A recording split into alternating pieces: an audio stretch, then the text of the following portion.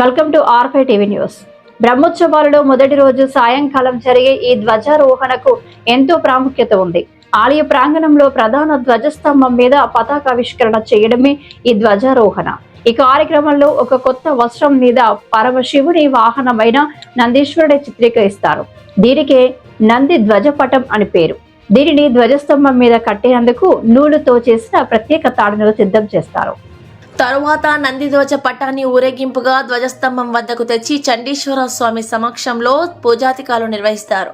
ఈ కార్యక్రమంలోనే బేరీ పూజ కూడా నిర్వహించబడుతుంది. ఈ బేరీ పూజలో డోలు వాయిద్యానికి పూజాధికారులు జరుగుతాయి. నాదస్వరంపై ఆయా రాగాల ఆలాపనతో ఆయా దేవతలను బ్రహ్మోత్సవాలకు ఆహ్వానిస్తారు. చివరగా ధ్వజపటాన్ని ధ్వజస్తంభంపై ఎగరవేస్తారు. ధ్వజస్తంభం మీద ఎగిరే ఈ నంది పతాకమే సకల దేవతలకు, యక్ష, గంధర్వ గానాలకు ఆహ్వానం అన్నమాట. ఈ ఆహ్వానంతో విచ్చేసిన దేవతలకు నిర్ణీత స్థలాలు కేటాయించి రోజు పద్ధతి ప్రకారంగా వారికి నివేదన సమర్పిస్తారు.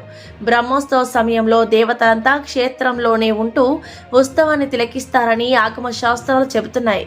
ధ్వజారోహణ కార్యక్రమంలో ఉత్సవాల ప్రత్యేక అధికారి ఎస్ఎస్ చంద్రశేఖర ఆజాద్, దేవస్థానం ధర్మకర్తల మండలి అధ్యక్షులు పోతుగుంట రమేష్ నాయుడు, కార్యనిర్వహణాధికారి ఎం శ్రీనివాసరావు, ధర్మకర్తల మండలి సభ్యులు శ్రీ దేవకి వెంకటేశ్వర్లు తదితరులు పాల్గొన్నారు.